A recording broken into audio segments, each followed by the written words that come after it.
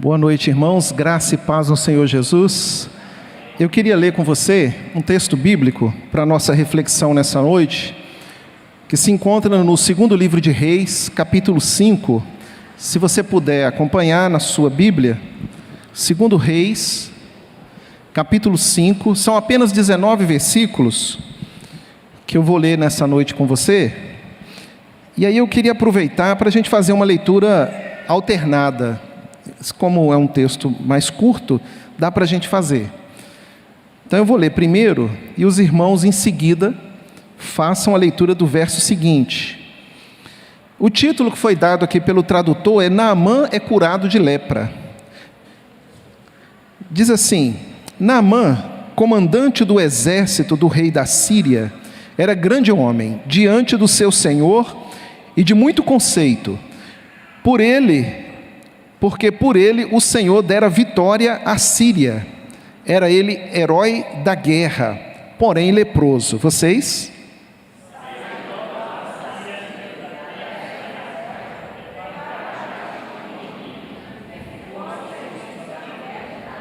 Disse ela à sua senhora: tomara o meu senhor estivesse diante do profeta que está em Samaria, ele o restauraria da lepra.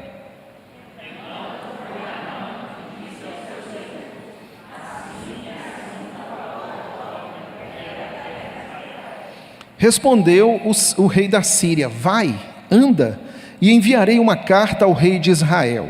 Ele partiu e levou consigo 10 talentos de prata, 6.000 siclos de ouro e 10 vestes festivais.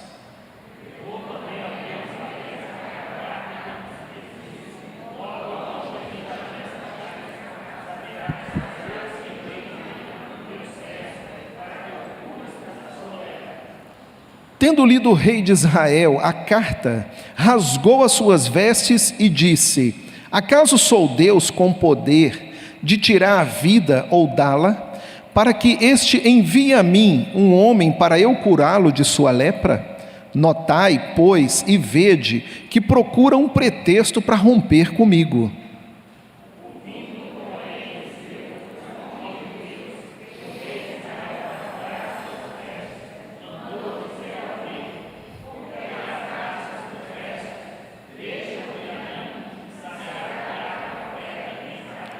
Veio, pois, Naamã com os seus cavalos e os seus carros e parou na porta da casa de Eliseu.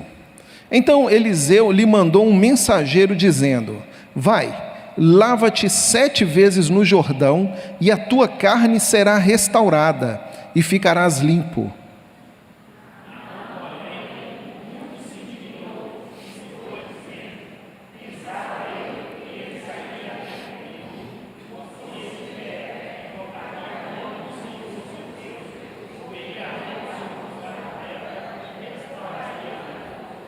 Não são porventura Abana e Farfar, rios de Damasco, melhores do que todas as águas de Israel? Não poderia eu lavar-me neles e ficar limpo? E voltou-se e se foi com indignação.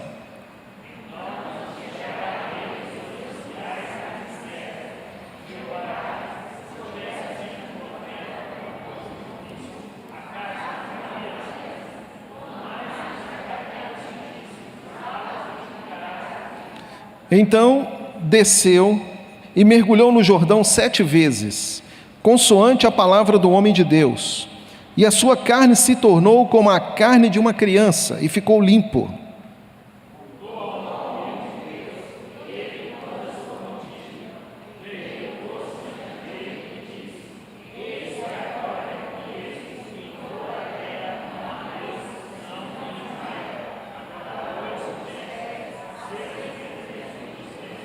Porém ele disse: tão certo como vive o Senhor, em cuja presença estou, não o aceitarei.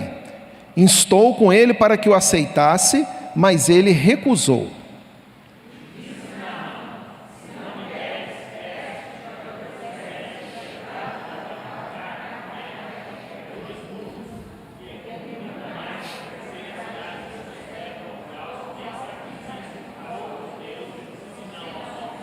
Nisto perdoe o Senhor a teu servo, quando o meu senhor entra na casa de Rimom para ali adorar, e ele se encosta na minha mão, e eu também me tenha de encurvar na casa de Rimom.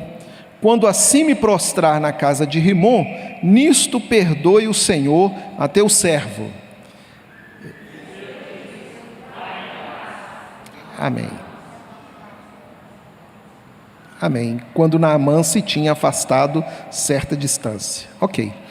Vamos orar? Graças te damos, Pai, por mais uma noite de bênção espiritual, de adoração, de comunhão com o Senhor e com os irmãos da fé. Fala conosco, tem misericórdia de nós, nos ajude, que o Senhor esteja esclarecendo em nossos corações a vontade do Senhor. Que a Tua palavra nessa noite traga para nós consolo, conforto, admoestação, ensino bíblico para os nossos corações, em nome de Jesus. Amém. Bom, essa história é uma história bem conhecida, né, de todos nós.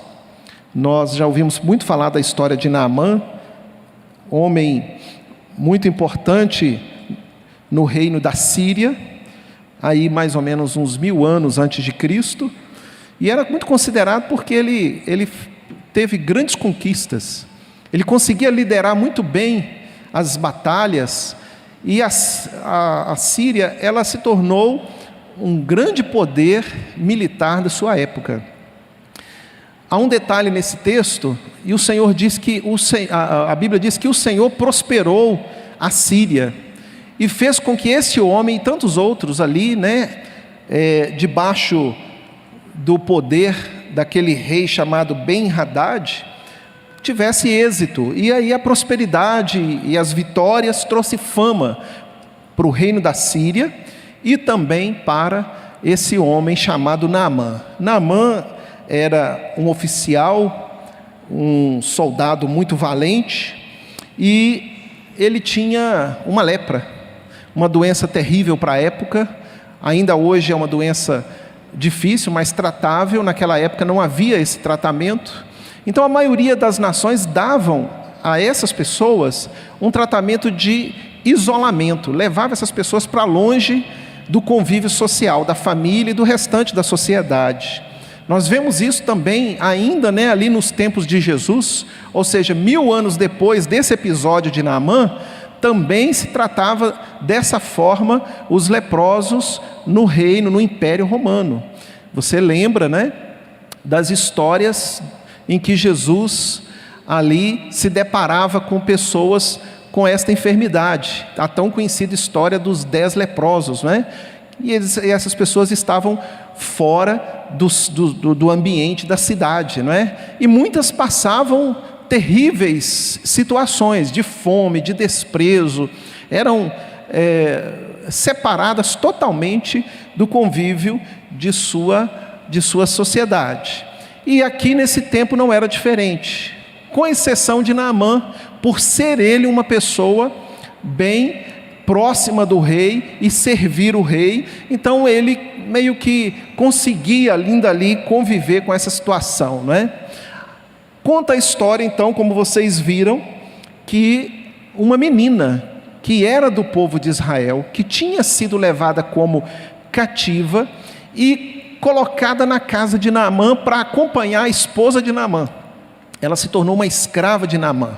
E muito cedo, essa menina já tinha no coração que Deus podia abençoá-lo.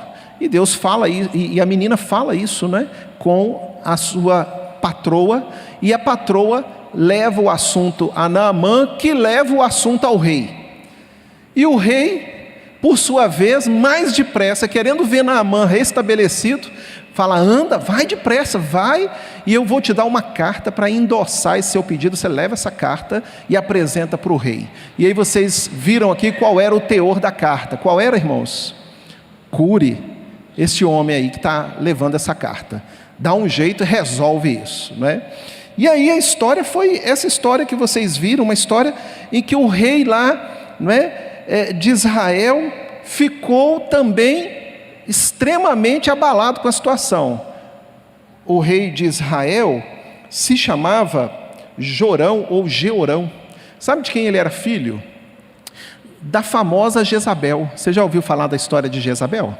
Jezabel foi aquela esposa do rei Acabe, extremamente idólatra, que perseguiu um profeta. Qual foi o profeta?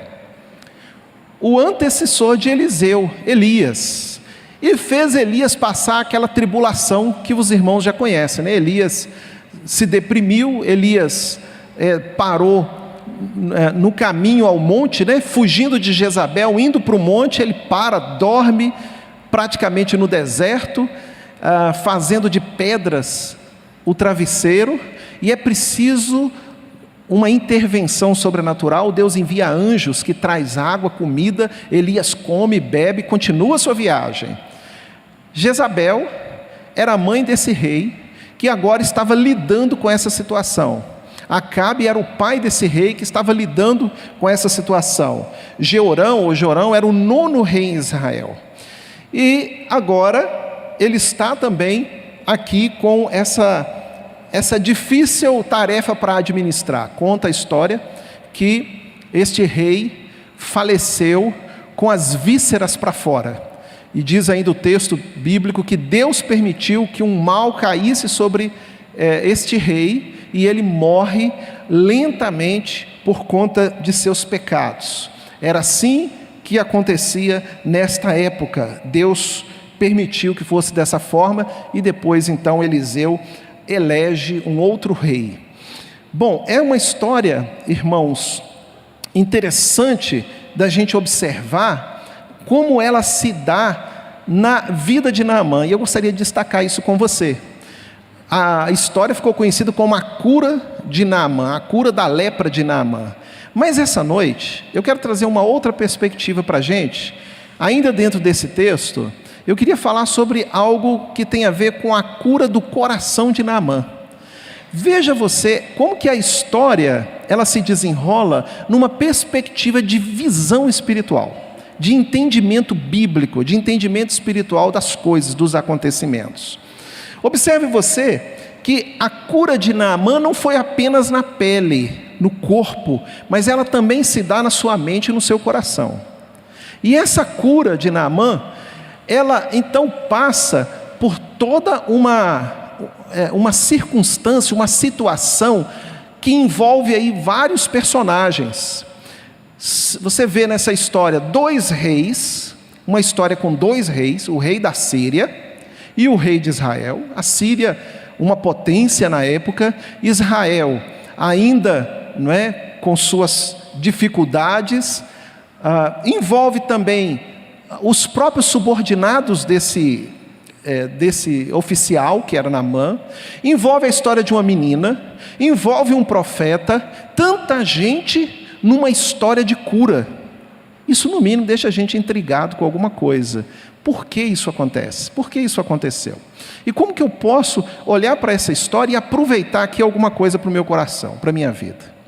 E é no mínimo curioso a gente observar o diálogo entre essas pessoas. E o primeiro aqui que eu gostaria de destacar é a respeito da providência divina na vida de Naamã. A providência divina, ela começa no momento em que a menina, que era do povo de Israel, conversa com a mãe, com a patroa, a esposa de Naamã. E ela fala: se meu senhor fosse ao encontro do profeta, não é? Veja bem, uma menina tinha a resposta para algo que era muito pesado para aquele homem. Uma menina tinha a solução para algo que era muito difícil na vida daquele homem. E essa menina, ela é usada por Deus para falar ao ouvido da esposa. E ninguém melhor para mandar no homem do que a esposa, né, gente? Não é, Diego? O Diego disse que sim. E se ela for advogada, aí fica mais forte ainda, né? Pois é. E a esposa vai então falar de uma maneira que esse homem, ele chega até o rei e conta: assim disse a menina. Há uma percepção, o texto nos dá assim uma sugestão de que havia uma expectativa no coração dele, né? O coração dele era de ser curado dessa lepra. Então ele olha, ele foca naquela enfermidade como algo muito difícil para a vida dele, ao ponto dele ir falar com o rei. Por que ele vai falar com o rei? Porque o rei precisava liberá-lo para fazer essa viagem, para dar a ele autorização para isso. Então, a cura de Naamã, ela foi alvo da providência divina, porque Deus usa a menina para falar sobre o profeta. Mas eu vejo também um outro ponto nessa providência, a fala dos subordinados de Naamã. Diz o texto que os oficiais de Naamã, as pessoas que estavam debaixo do comando dele, vão incentivá-lo a mergulhar. Naamã ficou indignado desde o início, né? Quando ele chega com aqueles carros, com toda a comitiva na porta da casa de Eliseu, você imagina, né? Num vilarejo pequeno, de repente chegar uma comitiva de gente, pessoas importantes, cavalos de batalha, carros de batalha, aquele alvoroço na porta, né? E Eliseu nem sai de dentro de casa. O que Eliseu faz? Manda um mensageiro, vai lá e fala para ele fazer assim e assim. Então ele já fica indignado desde aí. Quando ele sabe o que precisa fazer, fica mais indignado ainda. Por quê? Porque Eliseu tinha mandado ele mergulhar naquele rio, que era um rio, na época, não muito limpo. E ele fala, eu não quero mergulhar nesse rio. Não tem outros rios melhores em Damasco? Lá onde estava o comando da Síria, onde ele vivia, tinha rios muito melhores. Ele cita aqui nome de 2 rios. Então, providencialmente, Deus usa os oficiais daquele homem e fala, Senhor, chama ele até de pai, né? O texto bíblico destaca essa expressão, pai. Se ele te pedisse algo muito pior, você não faria? Se ele lhe pedisse algo muito mais caro, você não faria? Por que você não faz isso? Algo tão simples, e Naamã faz. Eu vejo nesses 2 personagens, ou nesses 2 grupos de personagens, né? A menina, os oficiais, uma providência divina na vida de Naamã. Essas pessoas são usadas por Deus, usadas pelo bom senso para falar o coração de Naamã. E elas falam o coração de Naamã, e elas falam a Naamã, e Naamã obedece. A Naamã vai lá e mergulha 7 vezes no rio, e depois da 7ª vez, então, ele fica curado. Mas é preciso que alguém fale com ele. E é interessante que as pessoas que conseguem convencê-lo são as pessoas mais simples, ou subordinadas a ele. Quem é a menina? Ninguém para um homem tão poderoso. Quem são os oficiais? Subordinados dele. E ele ouve essas pessoas e ele vai lá. E ele então obedece. Eu vejo na história esses 2 grupos como pessoas usadas por Deus para prover na vida de Naamã, para abençoar Naamã. E Naamã tem que cumprir, Naamã tem que caminhar sobre isso. A cura de Naamã também, ela surpreende as expectativas. Se você observa comigo, há todo um conjunto, há toda uma circunstância de expectativas. Por exemplo, o rei da Síria, o que o rei da Síria faz? Ele dá uma carta e ele usa o seu poder. E ele diz assim, vai, anda logo e eu vou te dar uma carta. Ou seja, o poder do rei ali já estava na caneta, né? Com uma canetada ele determinava, ele mandava e ele fazia as coisas acontecerem. E ele leva também, junto dessa carta, presentes. Havia uma certa riqueza que acompanhava aquilo ali. Essa riqueza era para o rei. E tinha uma parte que seria dada também ao profeta, porque era o costume da época. E porque assim se faziam nos ambientes de poder, nos ambientes políticos daquela época. Então, era interessante para o rei dar aquela carta, porque para ele, o rei de Israel tinha a solução, e o profeta tinha o conhecimento. Eu acho interessante a visão que essas pessoas têm desse ambiente espiritual. Olha só, o rei dá uma carta porque ele tem poder, o outro rei, que é subordinado, porque a Síria, ela combatia Israel, ela atacava Israel, havia uma guerra, não é? Havia uma pressão para dominar as terras de Israel. Então, aquele rei de Israel já tinha medo também desse rei.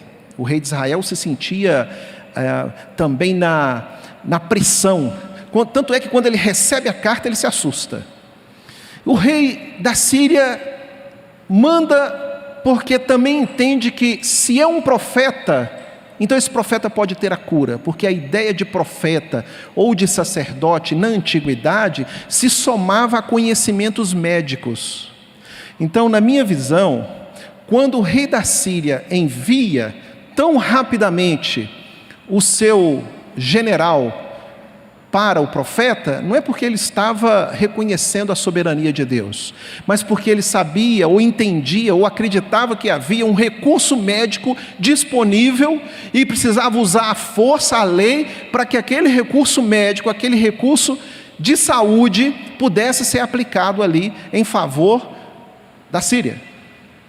Então há todo um interesse, há toda uma compreensão e há toda uma ação humana, política, social envolvida nesse episódio.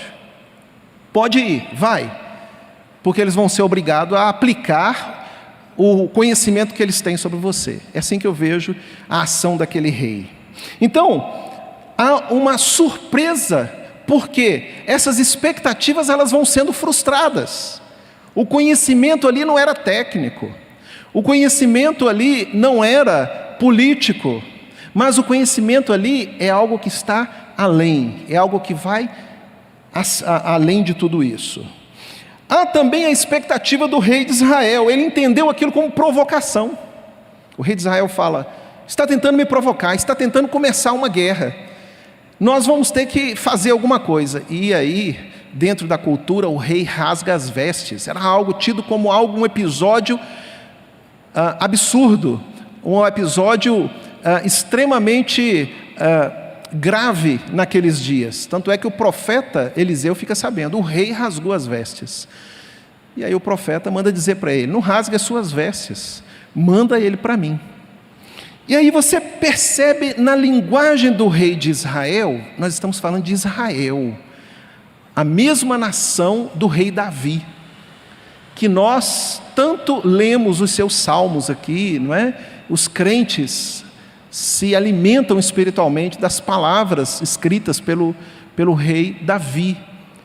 Essa nação tinha este rei, nesse tempo, chamado Jeorão ou Jorão, e esse rei rasga as vestes porque naquele momento aquilo ficou muito difícil para ele. Ele vai dizer: acaso sou Deus para dar vida ou tirar a vida de alguém dessa forma, ou curar alguém? As palavras do rei Jorão revela que ele sabia quem era Deus, mas havia uma distância entre ele e Deus. Havia uma falta de intimidade, de relacionamento, de proximidade dele com Deus. Vocês compreendem onde eu quero chegar? Mas o profeta mantinha uma relação mais próxima do Senhor. E o Senhor então usa o profeta. Tanto é que o profeta diz assim: para, rei, manda ele para cá. Manda ele para cá. Porque o profeta era mais forte? Porque o profeta era poderoso? Porque o profeta tinha recursos disponíveis para fazer o que quisesse? Não. Porque o profeta ouviu a voz de Deus. Deus falou com o profeta. E porque o rei de Israel estava desconectado, desligado desse assunto, estava distante das coisas espirituais. O rei estava preocupado com as questões políticas do seu império, do seu reino, melhor dizendo.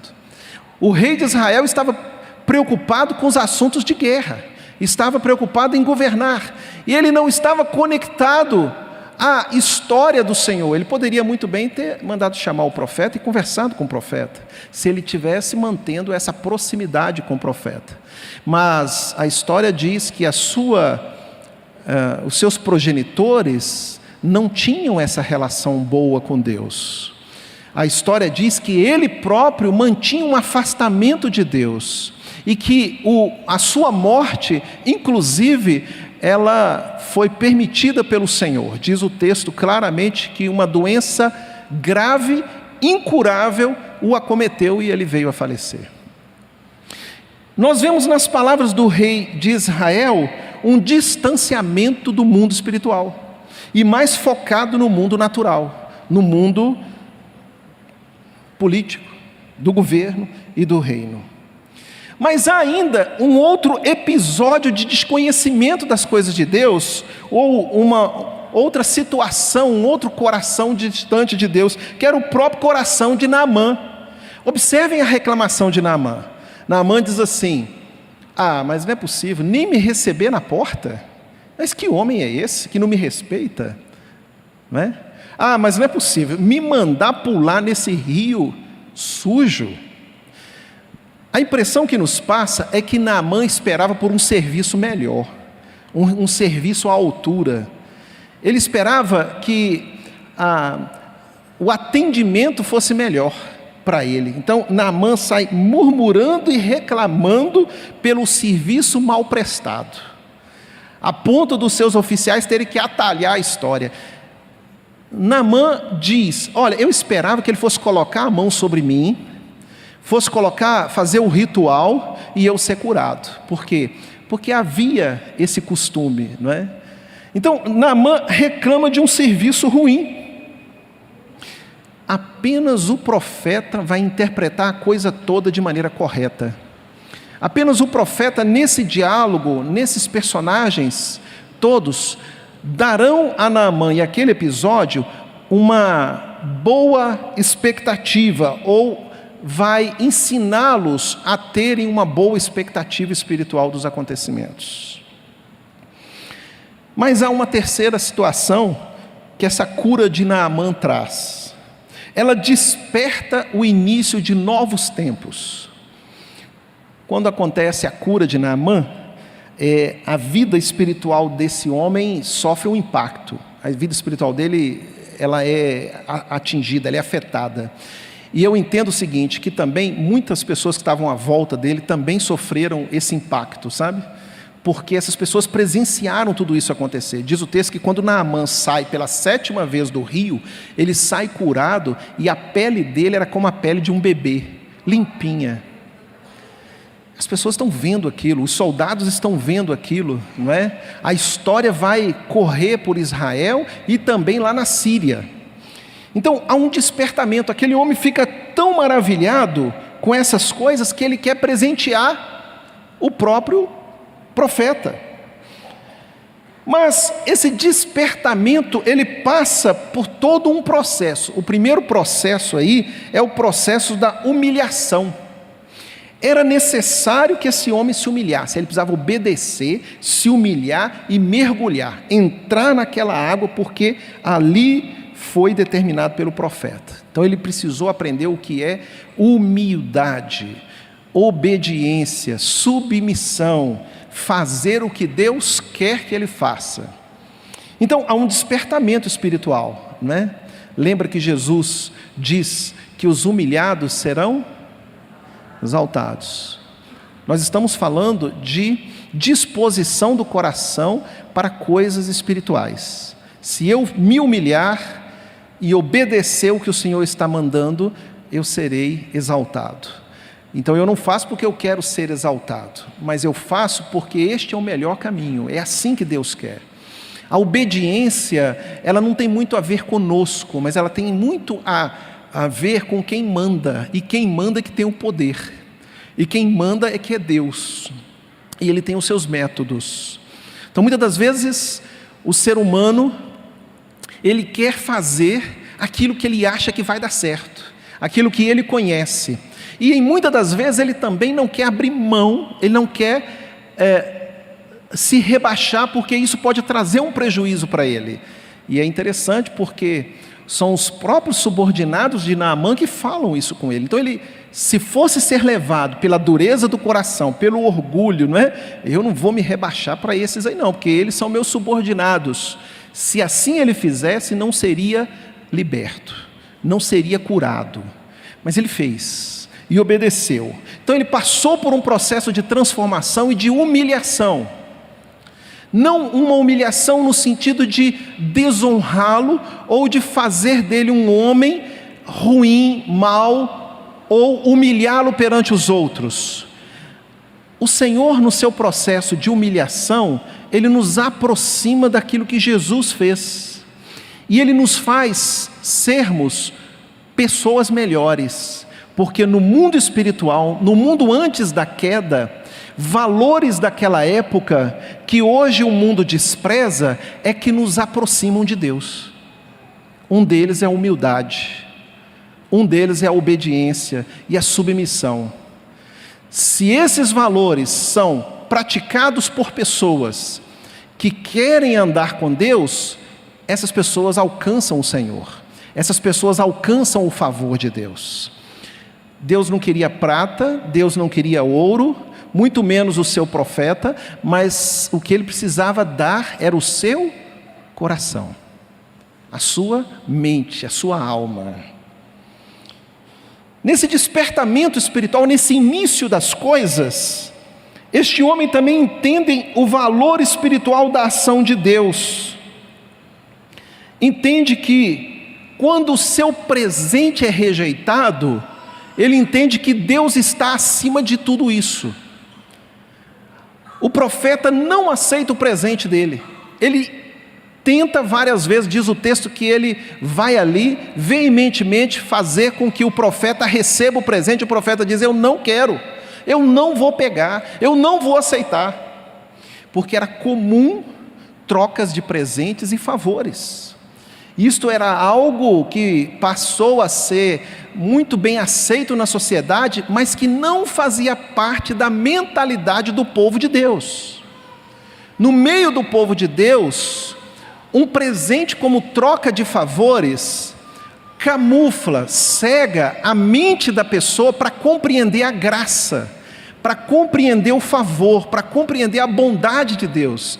Se ele desse o presente, estaria tudo kit. Ele pagou por aquilo, ele presenteou, ele também tinha algo a dar. Mas quando o profeta diz não, o profeta está dizendo que aqueles que querem Jesus não podem ter nada a oferecer.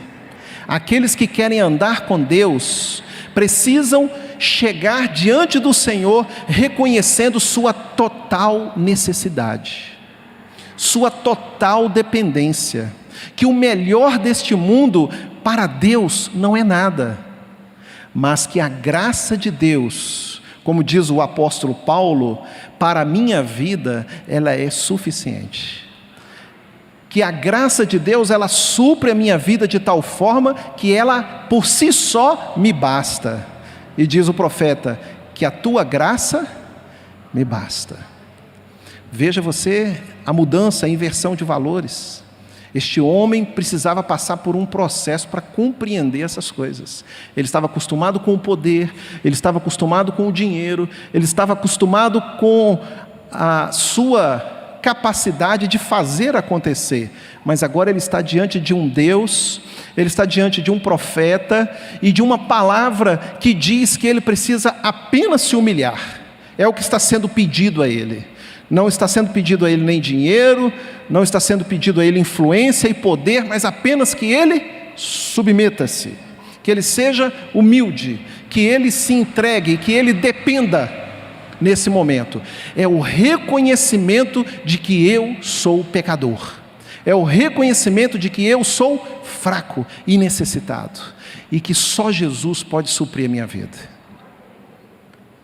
Se isso estiver na alma de uma pessoa, essa pessoa encontra Deus no meio disso, ela encontra Deus nesse ambiente, no ambiente da humildade, no ambiente da dependência, da carência de Jesus, como diz a canção.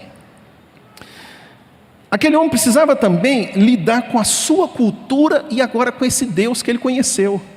Há um diálogo aqui, ele se vê numa encruzilhada e ele diz: olha, lá na minha cultura há um Deus chamado Rimon, e as pessoas cultuam esse Deus, o Deus Rimon. O rei, quando vai adorar, ele coloca a mão no meu ombro. E então eu tenho que me curvar também junto com ele a Rimon. Por quê? Porque isso mostra que nós, agora eu estou aqui indo um pouquinho além, não é? E eu imagino que ele está tentando explicar isso. Ele diz: olha, nós estamos nos curvando a Rimon. Quando eu fizer isso, que Deus me perdoe, porque eu vou ter que continuar fazendo isso. Mas uma coisa é o seguinte: eu vou levar um pouco de terra aqui de Israel, vou chegar lá e vou fazer as minhas adorações somente ao Deus vivo, ao Deus de Israel. Eu não vou mais fazer sacrifícios a Rimon. O sacrifício pessoal agora será ao Deus Yahvé. Eu vou fazer agora a minha adoração pessoal a Yahvé apenas e mais ninguém. E ele diz, eu ainda vou levar um pouquinho aqui de terra, né? Parece que o coração dele ainda estava meio místico com o ambiente, né? Com o poder que havia ali naquele lugar, naquela cidade. De qualquer forma, esse homem ele passa por um processo de entender que a sua cultura ela era desproporcional, ela era ela causava, né, um choque com a vontade de Deus. É aquilo que a gente chama de contracultura. Assim como nós, ele teve que entender o ambiente que ele estava, entender o que era ruim nesse ambiente e passar a praticar o que era da vontade do Senhor. Então, há um princípio, um despertamento espiritual na vida desse homem. Eu imagino que ele deve ter ficado com bastante preocupação do que ele deveria fazer dali para frente. Não é? A pessoa se converte, a pessoa abre os olhos, ela entende as coisas espirituais ali um pouquinho, mas aquilo precisa ir ampliando. Lembra quando Jesus curou aquele cego e ele passou o lodo, não é, nos olhos do cego, e tem um momento lá que o cego, ele pergunta: como é que você está agora? Você está vendo alguma coisa? Ele diz: estou vendo homens como se fossem árvores. Está assim meio embaçado ainda. E aí Jesus completa a cura. Tem um momento lá daquele homem que era pai de um menino endemoniado, e Jesus vai conversando com aquele homem: Senhor, se tu podes alguma coisa, faz por mim. E o menino é curado. E tantas histórias de curas que Jesus fez, mas Jesus faz isso meio que parceladamente. Outras ele faz instantaneamente: Lázaro, sai para fora! E Lázaro sai, todo amarrado, em faixas, vivo, e todo mundo glorifica a Deus. Em outros momentos não, ele precisa fazer isso parcelado, aos pouquinhos, porque essa pessoa precisa passar por um processo de mudança na mente, no coração. Então ele faz um pouquinho aqui, e daqui a pouco ele completa, e parece muito com a nossa história. Como que Deus vai trabalhando na vida da gente, e aos poucos a gente vai crescendo, a gente vai compreendendo, né, as coisas do Senhor. E nós vamos desenvolvendo ainda mais confiança, temor a Deus, dependência a Deus, e algumas coisas que a gente falava, dizia, né, praticava, a gente vai deixando, a gente vai ficando assim um pouco, até mesmo chocado com nós mesmos. Como que eu era capaz de agir desse jeito? Não sei se isso já aconteceu com você. Eu vejo esse processo na vida de Naamã, não é? Murmurador, serviço religioso aqui não é bom não. Puxa vida, nem me receber, não me recebeu. Não é? Mandou entrar no rio sujo. Puxa, 7 vezes mergulhar, e há uma murmuração, e essa murmuração agora se transforma numa surpresa. E agora, essa surpresa toda, eu quero esse Deus, vou levar um pedacinho de terra daqui, não é? Vou levar essa terra para algum lugar, e lá eu vou fazer minha adoração, mas ele precisa ainda ser educado espiritualmente. Ele precisa ainda passar por um processo de ensino. Ele precisa conhecer, se aproximar do verdadeiro Deus. O próprio rei de Israel estava distante de Deus. Esse rei que deveria representar a vontade do Senhor, se desesperou com aquela carta, teve medo. Irmãos, nesse episódio, nessa história específica, a gente percebe que a conclusão de tudo, de todo esse diálogo, toda essa situação, é que no final, e durante todo o processo também, o nome do Senhor foi glorificado. O nome do Senhor foi glorificado. O Deus de Israel se tornou conhecido. Houve todo um processo, começando com aquela menininha, não é? e terminou ali com aquele homem saindo daquela água, depois de 7 vezes. Mas também a guerra continuou. Capítulos à frente você vai perceber que a guerra continua entre o rei da Síria e o rei de Israel.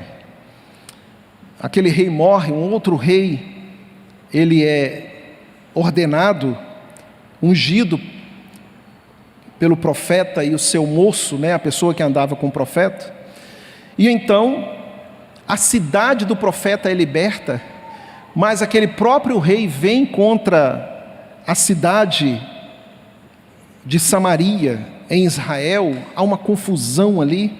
Com tudo aquilo, a guerra ainda continuou. Interessante. Com tudo que aconteceu, aquele rei, ele ainda enviou soldados para combater em Israel, ou seja, os problemas do mundo continuaram, mas a vida de Naamã mudou. As lutas e as tribulações da vida continuaram, mas Naamã não era mais o mesmo, nem ele nem sua casa, e certamente o que vai acontecer dali para frente também vai ser influenciado por novas atitudes de Naamã.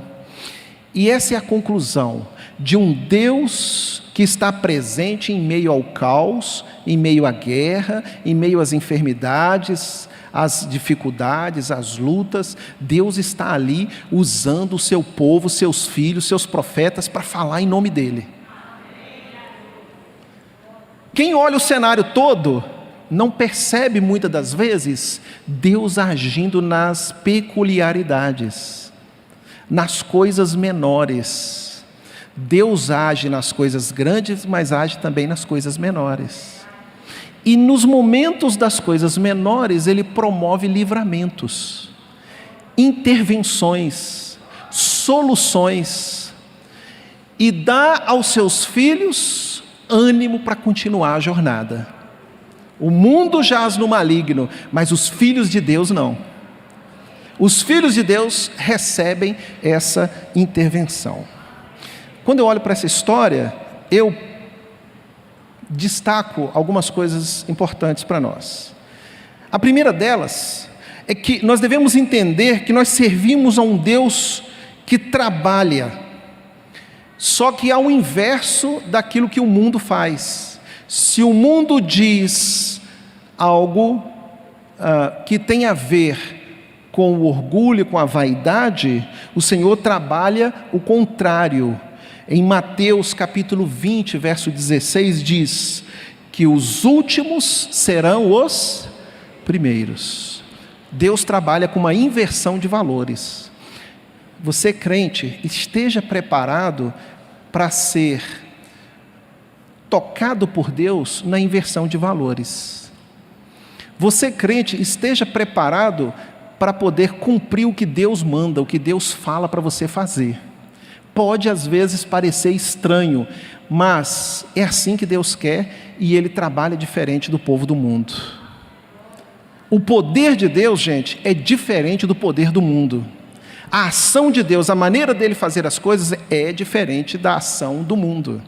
Por isso que às vezes nós não encontramos muitos espaços no meio deste mundo, porque a maneira como o mundo age é diferente da maneira como Deus age.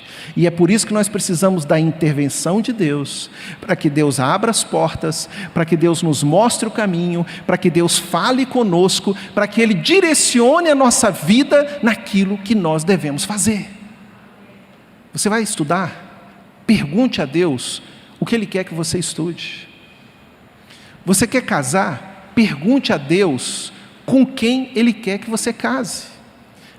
Eu costumo dizer para a turma mais jovem o seguinte: o casamento não está escrito nas estrelas, como às vezes as superstições do mundo pregam. Não existe essa coisa. Mas o casamento também está como bênção de Deus, se você pedir. Se você pedir, Deus dá. Como é que o mundo ensina essas coisas? Jesus ensina diferente. Jesus trabalha diferente. Portanto, o que Jesus ensina é que nós temos que ter humildade e dependência a Ele, para que as coisas aconteçam, para que as coisas funcionem. Vai ser fácil? Não. Mas ela acontece, porque Deus abre portas. E como diz João no livro de Apocalipse, a porta que o Senhor abre, ninguém fecha. E a porta que o Senhor fecha, ninguém abre. Porque Ele é o Senhor. O que Deus está pedindo para você fazer? Qual a vontade de Deus na sua vida? Cumpra o que Deus está determinando, mesmo que seja uma coisa simples. Não seja como Naamã, murmurador, mas seja como Naamã que obedeceu. Deus não te pede nada difícil. O mais difícil, Ele já pediu para o filho dele fazer, que é o quê? Dar a vida na cruz, levar ali o peso do pecado na cruz, o nosso pecado. A maldição caiu sobre Jesus de maneira terrível, ao ponto dele dizer: Deus meu, por que me desamparaste? O Senhor vai te pedir algo assim? Jamais. Mas se Deus te pede uma coisa simples, faça, gente. Simples. Estar com Deus, estar na vontade de Deus não é difícil, não é complicado de se executar, de se fazer. É preciso ter o quê? Disposição no coração. Disposição no coração. Eu comparo essa descida de Naamã até o rio com a nossa descida na oração, o joelho no chão para orar, a vontade de orar, a vontade de ter comunhão com Deus. O rei de Israel sabia quem era Deus, mas ele não tinha intimidade com Deus. O profeta falou: traz para mim, vem aqui. Deus já falou o que é para fazer. Às vezes a gente age igual o rei de Israel, ou até mesmo igual o rei da Síria: vai que eu pago, vai que eu mando. Mas o Senhor está nos chamando para fazer como o profeta: desce, põe o seu joelho no chão e clama o Senhor, se curva, se humilha, busca a Deus, que Deus vai falar, que Deus vai fazer. Te foi pedido alguma coisa simples para fazer? Faça, porque o mérito não está no fazer, mas o mérito está no obedecer, meus irmãos. Servir a Jesus, se dedicar a Jesus, ao Senhor. É isso que é a natureza espiritual da igreja. Israel se tornou institucional. Israel se tornou uma nação e passou a se preocupar com o que era próprio da vida política, da vida do governo e etc, etc. E perdeu a essência, que é a vida espiritual, a caminhada com Deus. Ter a paciência de ouvir Deus falar vai e ir, para e para. É o que acontece quando tudo se institucionaliza. Passa-se a depender de um sistema, e não é isso que Deus quer. Deus quer que a gente dependa dEle. Dele. Sua vida tem que ser uma vida de mergulho constante na presença do Senhor. Você não precisa mergulhar literalmente no rio, mas você precisa colocar o seu joelho no chão e ter essa comunhão com Deus. E falar com Deus até que seu subconsciente, até que sua alma, até que o seu coração comece a ser preenchido por valores espirituais, por uma presença sobrenatural, por um amor que inunda e que te motiva e que te faz caminhar e que te faz passar por cima dos pecados, faz passar por cima dos perigos, te dá coragem para você ir. O que está sendo pedido para você fazer? Faça. E Deus te abençoará. Porque foi Ele que pediu. Foi Ele que falou. Ore ao Senhor. Fale com Deus. Se humilhe. Peça ao Senhor. Reconheça seus pecados. Reconheça suas falhas. Reconheça que Deus é bom. Que Deus é maravilhoso. E é o único que pode suprir sua vida inteira. Não é só o momento, é a vida inteira. Ele é o Senhor, Ele é Deus, e todas as coisas Ele pode fazer. Diz o texto de Jeremias 17, o profeta, falando sobre essas coisas em Israel: enganoso é o coração mais do que todas as coisas. O coração se engana, portanto nós não devemos ouvir o coração, mas nós devemos ouvir a palavra do Senhor. A boca de Deus é que diz. Seja sábio, ouça a palavra de Deus e faça o que Deus quer, mesmo que pareça muito simples. Olha o que Jesus disse em Mateus 11, 25. Você pode abrir esse último texto dessa noite? Mateus capítulo 11, versículo 25. Tem aí para nós, por favor? Lucas. Está aqui no telão, acompanha comigo, vamos ler juntos? Por aquele tempo, exclamou Jesus: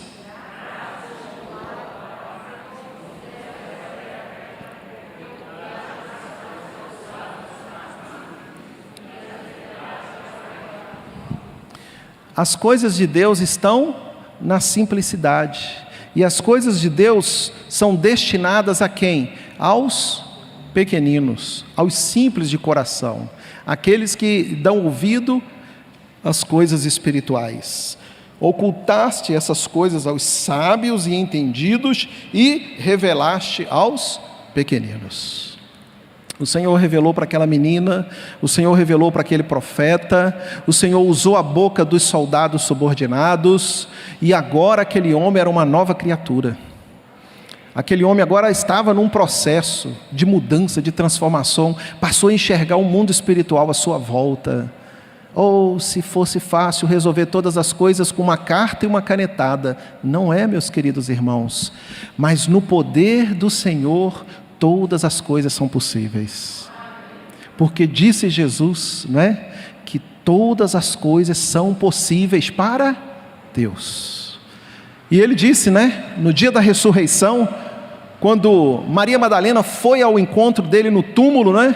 E ela chorando ali: onde é que colocaram o corpo dele? Me digam. Jesus aparece atrás, e ela olha rapidamente ali, não o reconhece, pensa que é o jardineiro e diz: me fala, onde é que o Senhor colocou o corpo do meu Senhor? E aí Jesus então chama ela de novo, agora pelo nome, pela segunda vez, e certamente agora o tom de voz dele penetra o seu coração, e ele diz: Maria. E ela, virando-se para trás, diz o texto lá em João capítulo 20, né? Quando ela olha e fala: mestre, Rabone. E aí ele diz: não me detenhas, não me toques ainda, porque eu ainda não subi para o meu Pai. Havia um processo ali sobrenatural no corpo de Jesus, não é?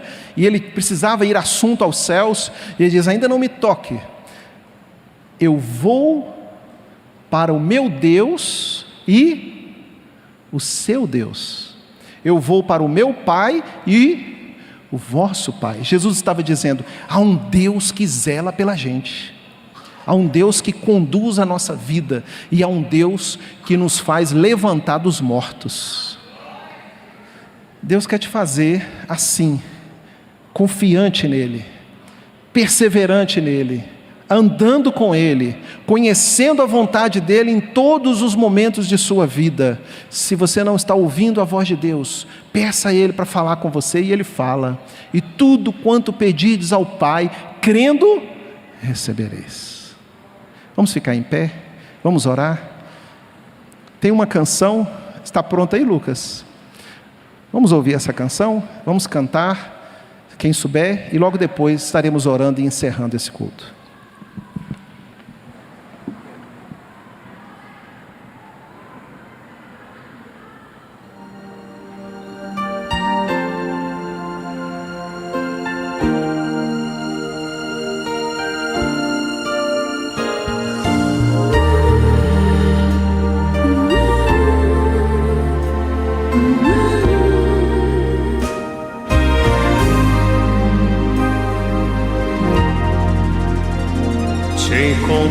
Pode desligar essa luz aqui, não tem problema, não. Foi tão bom eu não tinha paz, nem prazer, me sentia muito só, sem ter mais razão pra viver.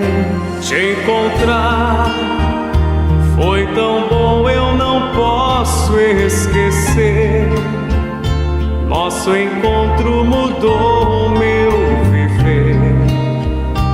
Foi tão grande a emoção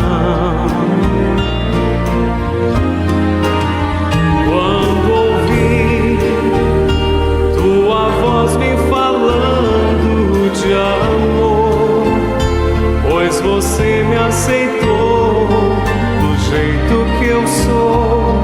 Te dei meu coração.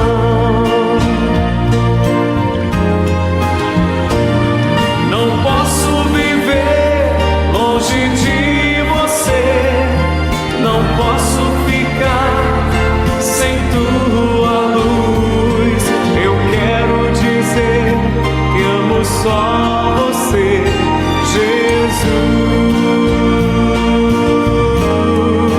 Jesus. Não posso viver longe de você. Não posso ficar sem tua luz. Eu quero dizer que amo só você, Jesus.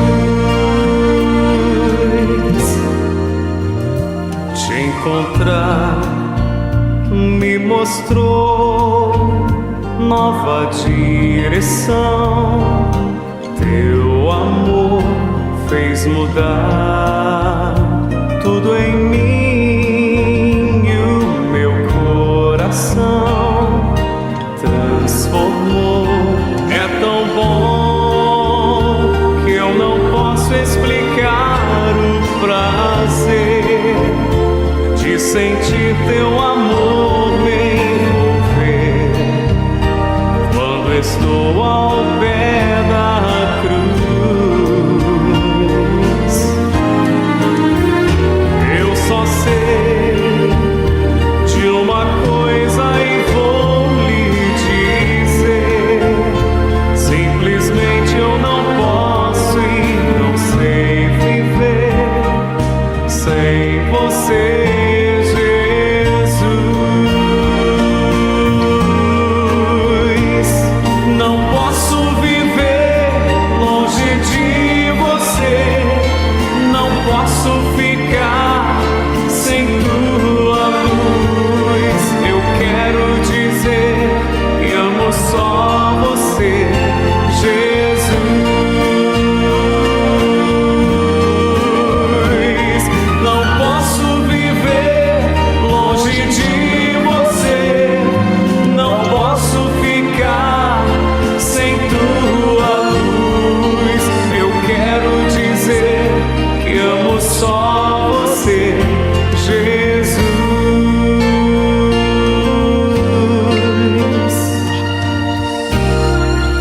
Senhor, nós adoramos o Teu nome, porque o Senhor é um Deus presente, o Senhor está conosco, o Senhor está em nossa caminhada, em nossa vida, em nossa história, desde o início, desde a fundação do mundo e até mesmo na eternidade. O Senhor já nos conhecia e o Senhor já nos chamou para próximos do Senhor. Obrigado, Deus, por Tua obra, pela Tua grande alegria em nos receber em seus braços, nós pecadores e falhos, mas redimidos, lavados pelo poder da cruz, do sangue de Jesus que deu a vida por nós.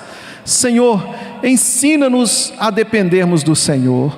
Coloca em nosso coração, ó Deus, esse desejo de andar com Teu Filho Jesus, de andar nessa caminhada segura, firme, que nos ajuda a atravessar as tribulações da vida, as dificuldades, a permanecermos firmes na Tua presença. O Senhor Jesus nos deu a promessa de que todos quantos vierem a Ele de modo nenhum serão lançados fora. Nós cremos nisso, Pai, que não seremos lançados fora, mas que o Senhor estaria conosco todos os dias, até a consumação dos séculos. Senhor, traz cura para os nossos corações, traz cura para a nossa alma, que o Senhor nos ensine a andarmos na Tua presença, a sermos humildes de espírito, a dependermos da Tua presença em nós. Queremos, ó Deus, Te servir com todo o nosso coração. Abençoa Teu povo, abençoa a Tua igreja, dê uma semana de vitórias, dê uma semana de sabedoria, dê uma semana, ó Deus, de proximidade com a Tua igreja, com o Teu povo, que possamos sentir a Tua voz falando ao nosso coração. Nós Te oramos assim e nós Te agradecemos. Obrigado, Senhor, por mais uma semana que se inicia. Esteja conosco, nos ajude em nossas fraquezas e não nos deixe desanimar na caminhada. Segura em nossa mão, ó Todo-Poderoso, no nome de Jesus. Que a graça de nosso Senhor e Salvador Jesus Cristo, que o amor de Deus, o nosso Pai, e que as doces e ricas consolações do Espírito Santo recaiam sobre a sua vida, hoje e sempre. Amém. Deus abençoe, irmãos. Boa semana a todos.